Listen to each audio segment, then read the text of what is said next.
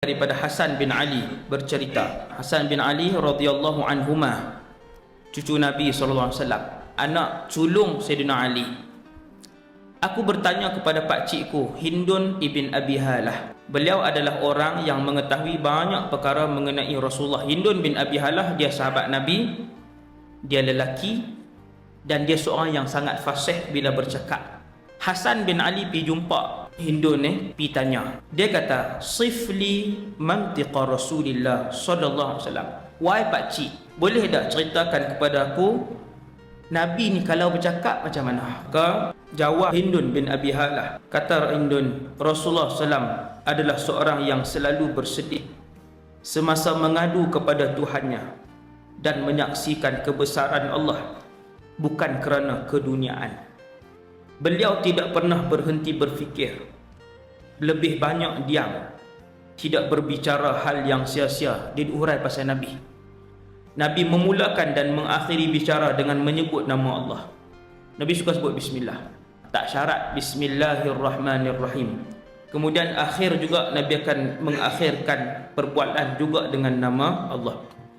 Nabi berbicara ringkas tapi penuh dengan makna. Kata-kata beliau terperinci, tidak berlebihan dan tidak dikurangkan. Kemudian dia sambung, beliau bukan seorang yang kasar dan tidak suka menghina. Beliau selalu mensyukuri nikmat Allah walaupun sikit dan tidak pernah pun mencela kurniaan yang diberikan. Kemudian kata Hindun, beliau tidak pernah marah disebabkan urusan dunia. Namun jika kebenaran dilanggar, tidak ada satu pun yang dapat menghalang kemarahan Rasulullah, sehinggalah kebenaran itu ditegakkan semula. Jika menunjukkan sesuatu, Rasulullah menggunakan seluruh tapak telapak tangan beliau. Apabila berbicara, menjelaskan sesuatu, beliau selalu memukulkan telapak tangan kanan ke perut ibu jari kiri macam ni.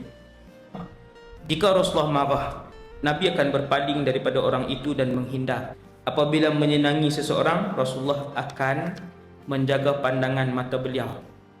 Maksudnya Nabi melihat matanya apabila bercakap. Kebanyakan tawa beliau adalah senyuman. Giginya seumpama butiran mutiara. Tengok tuan, tak tahulah indah, manusia yang paling indah dalam alam ni. Bila sahabat sebut ni, bukan dia seorang sebut macam ni, kesemua sahabat menyebut begitu rupa paras Rasulullah.